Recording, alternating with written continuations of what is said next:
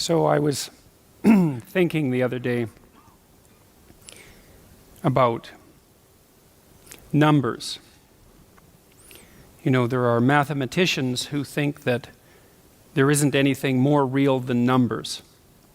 And that's an interesting proposition. I mean, it's obviously the case that once you invent or discover numbers, that confers on you a tremendous power. And who knows the limits of that power? And the claim that numbers are more real than anything else is predicated in part on the fact that when you discover them or invent them and start to utilize them, that your ability to operate in the world expands immensely. And so that's one of the ways of judging whether or not something is real, is whether or not when you use it, it facilitates your means of operating in the world. Interestingly, numbers are abstractions. And so that raises another question, which is, well, what's more real? The thing that's being abstracted from, or the abstractions? And again, that's not obvious. And maybe the question of more real isn't germane. Maybe it's a question of equal reality. But it's not obvious that abstractions aren't real. And you can make a damn strong case that they're more real than anything else. And so then you might ask yourself, well, then what are the most real abstractions? And so that's what I'm going to start to talk about tonight. I'm going to talk about it in relationship to as many rules as I can lay out simultaneously. I'll go through the rules first. So rule 1 is stand up straight with your shoulders back. And rule 2 is treat yourself like you're someone responsible for helping. And number 3, which is very tightly associated with number 2, they're sort of variations on a theme, is make friends with those people who want the best for you. And by the way, these last 2 rules aren't injunctions designed to make your life easier. They're actually injunctions designed to make your life more difficult. Kierkegaard said at one point that his role in life, given that everything was proceeding to become easier and easier in all possible ways, that there would come a time when people would cry out for difficulty. And so that's partly how he envisioned his role in the world. Interestingly enough, as a universal benefactor of mankind who would strive to do nothing other than to make life more difficult for everyone. Right, and so rule 2 and 3 are like that, because treat yourself as if you're someone responsible for helping isn't the same as be nice to yourself. It's not that. And to associate with people who want the best for you means that they get to demand the best from you. And that's also not an easy thing. Rule 4 is compare yourself to who you were yesterday and not to who someone else is today. And that's an injunction about envy, right? It's easy. You need people you need things that are above you, because you need to do something worthwhile with your life. You need something to aim at. But one of the consequences of that is that you can become envious of people that you believe have attained more in a deserved or undeserved manner, and that can make you bitter. And so it's much better to compare yourself to yourself and to use yourself as the target for improvement and comparison. Rule 5 is don't let your children do anything that makes you dislike them. And the rule of thumb there is if you dislike them, then other people will. And it's a bad idea to allow your children to act in a way that makes other children dislike them or adults dislike them, given that they're going to have to deal with children and they're going to have to deal with adults. So your primary responsibility as a parent is to help your child learn how to behave so that the social world opens up its arms to them and welcomes them at every level. And you've done your job if you can manage that, and it's not a simple thing to do. Rule 6 is put your house in perfect order before you criticize the world. And that's not take no action for others until you have your act together. That isn't what the rule means. It means that bind your ambition with humility and work on what's right in front of you that you will suffer for if you get wrong before you engage in the large-scale transformation of other people. Rule 7 is do what is meaningful and not what is expedient. And I would say in some sense that's the core ethos of the book. Not exactly, because rule 8, which is tell the truth or at least don't lie, is a necessary conjunction to that, or a necessary additional element, because I don't think that you can pursue what is meaningful without telling the truth. And the reason for that is if you don't tell the truth, or let's say if you lie, which is an easier way to think about it, you corrupt the mechanisms, the instinctual mechanisms that manifest themselves as meaning, and then you can't trust them. And that's a very bad idea. So the fundamental reason to not lie is because you corrupt your own perceptions if you lie. And when you corrupt your own perceptions, then you can't rely on yourself. And if you can't rely on yourself, then, well, good luck to you. Because what are you going to rely on in the absence of your own judgment? You've got nothing if you lose that. Rule 8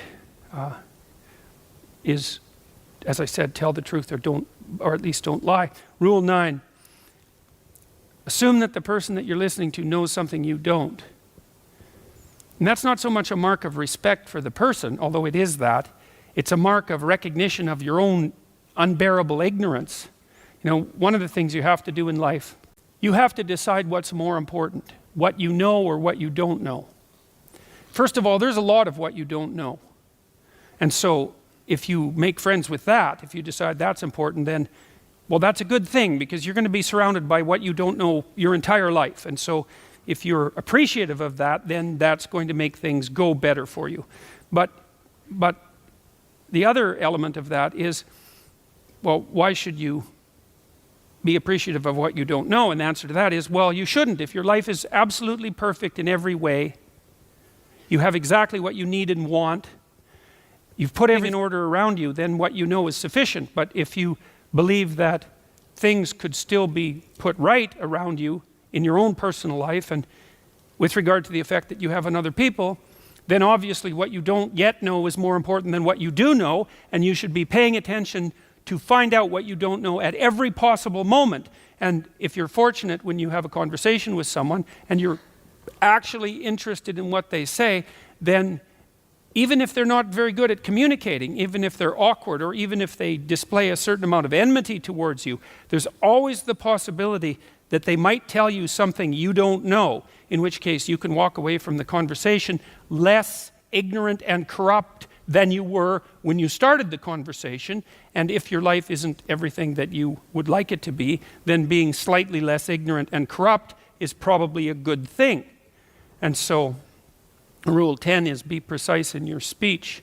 And that's an observation, I would say, that's a variant of a New Testament injunction, which is, or maybe a description of the nature of the world, which is knock and the door will open, and ask and you will receive, which is a very strange theory, let's say, but which I would say is far more in accordance with what we know about the psychology of perception, let's say, than you might imagine, because it is the case that you don't get what you don't aim at. You might get what you do aim at, and your aim might get better as you aim as well, which is something to consider. If you specify the nature of the being that you want to bring into being, then you radically increase the probability that that's what will occur. And of course you all know that, because you regard yourself, at least to some degree, as active creative agents, right? Your fundamental attitude towards yourself, at least in the manner that you act towards yourself, is that you wake up in the morning and you have a landscape of possibilities that lay themselves open to you, and you make choices between those possibilities and determine in consequence how the world is going to manifest itself. So you confront a field of potential. That's a good way of thinking about it. And through your choices, you determine which elements of that potential are going to concretize themselves into the real world. And you are very unhappy with yourself if you don't do that properly, and you're very unhappy with other people if they don't do that properly, and you're very unhappy with other people if they don't treat you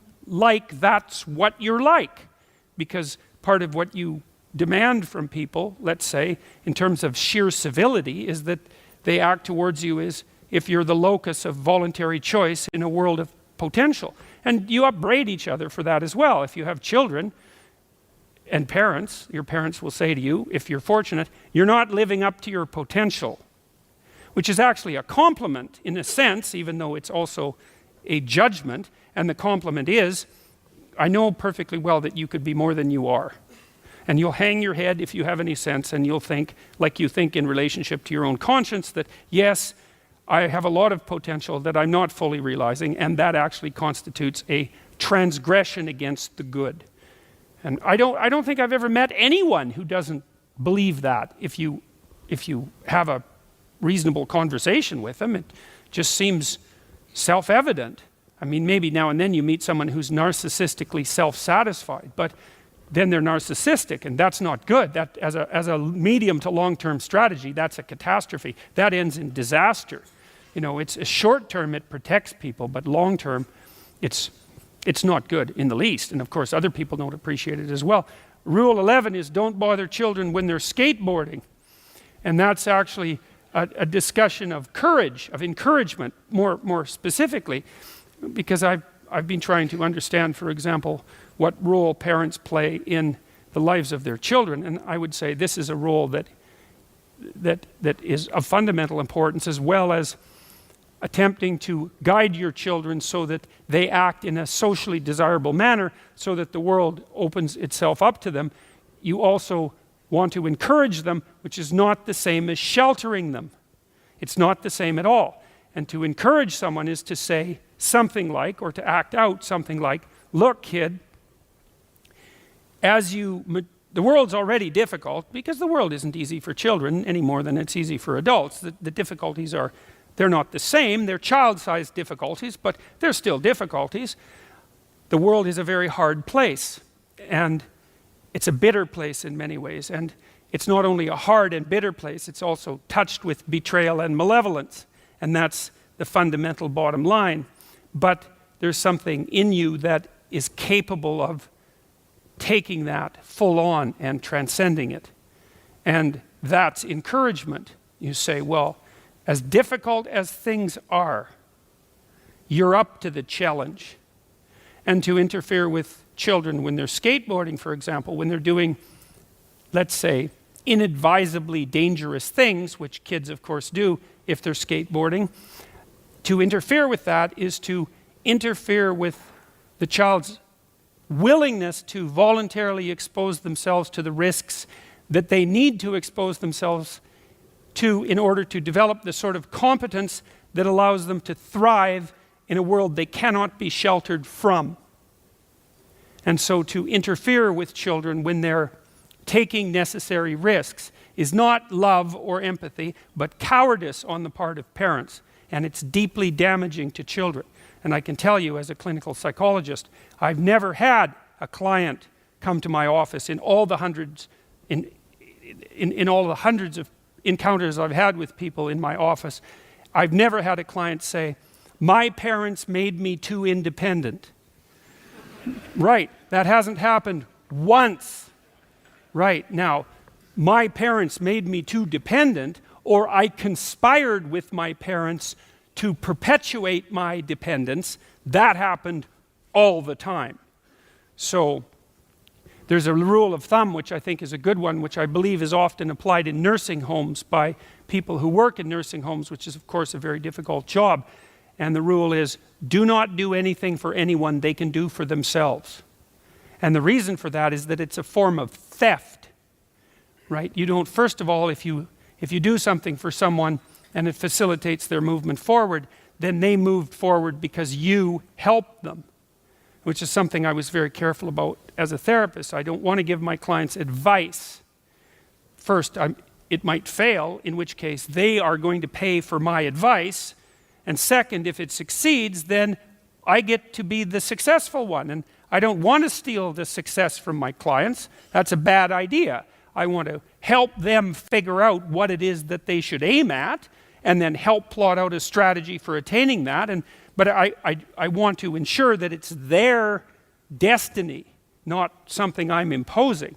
And of course, the imposition of that sort of thing is the hallmark of a bad, I would say, therapeutic relationship, but also a bad relationship, period. Right? So one of the things you want to do with your partners, your spouse, your husband or wife, and also with your children, is to listen to them so that you can figure out what their problems are and figure out with them, because they're going to figure that out by communicating, and then perhaps aid them in the development of a strategy. But you have to ensure very carefully that you're not imposing your own structure in a manner that's going to steal from them what's rightfully theirs. So Rule 11 is an injunction to courage as the fundamental, because you could say, well, what's the antidote to the catastrophe of life? And one answer might be safety. It's like, well, look, everyone's sensible enough to know that a certain amount of provision for safety is worthwhile. You should probably wear your seatbelts when you're driving around in your car, because why take foolhardy risks? But given that there is no security in life in the final analysis, then encouragement is a much better medication than sheltering. And that's I think in keeping with the idea that what life is essentially is not a place to attain happiness or even to aim for happiness, even though you should be grateful if some comes along now and then, but a call to something like adventure. And I think that's the proper way of conceptualizing it. Certainly, if you go watch a story, a movie, you read a book, something like that, if you encounter a narrative that's gripping, whether it's a romance or a classic adventure story, then the element of it that's gripping is the adventure. And so to portray life as an adventure in romance and in the world is the proper way to portray it. And the way that you facilitate the adventure is through encouragement. I had a client once, I really liked him. He was a good guy, he was a smart guy, good-looking young guy, had everything going for him, He was a good musician, he was a talented athlete, but he hadn't been encouraged, I wouldn't say. He told me about his relationship with his girlfriend. He said his girlfriend wanted to go biking around southern Ontario. She was about 19 or 20, and he thought he might join her. And when she went and talked to her parents, they made every provision possible to help her prepare for the journey, to make sure her bike was in good shape, to make sure she had the right equipment, to help her plot out a route. And when he went and talked to his parents, all they did was worry that he was going to get hurt. And he might get hurt, because people get hurt. But they didn't understand that they were choosing between the hurt that he might encounter by going out in the world and having an adventure, let's say with his girlfriend, or the hurt that he would encounter by staying at home, cowering in his basement under the protection of his over-loving parents, while his girlfriend ventured bravely into the world. You think, well, which of those two things is most likely to be damaging? And the answer to that is, well, his parents wouldn't worry as much as if he was in the basement. And that's the wrong worry even, because they should worry more, not less. So in Rule 12 is pet a cat when you encounter one on the street. And it's oddly enough, a meditation on fragility. It's a discussion of what you do when you don't know what to do, and that's really when things have gone badly for you, when you face a terrible tragedy in your own personal life or in your familial life, or perhaps even in the life of your community, when things come crowding in at you too quickly. In the case of a death in the family, or a terrible illness, or the collapse of a dream, or any of the things that can flip your world upside down, is how do you cope with that? And that chapter contains discussion of the necessity of narrowing your time frame, because sometimes the right way to look at the world is across years, and sometimes it's across months, and when things are more out of control, perhaps it's across days, and when you're really up against the wall, it's across hours or even minutes. And during those minutes, then you concentrate on doing as well as you can with what's right in front of you for the longest unit of time that you can tolerate conceptualizing. Maybe that's what you do at someone's deathbed. And while you're doing that and suffering away madly, then you also take the time to appreciate everything you can that manifests itself, that allows itself to be appreciated. And so that's the metaphor of the cat, I suppose. And so that's the 12 rules. And I'll return to rule 1, which is stand up straight with your shoulders back. And I'm going to use it as a platform for laying out the abstractions that I talked to at the beginning of the lecture.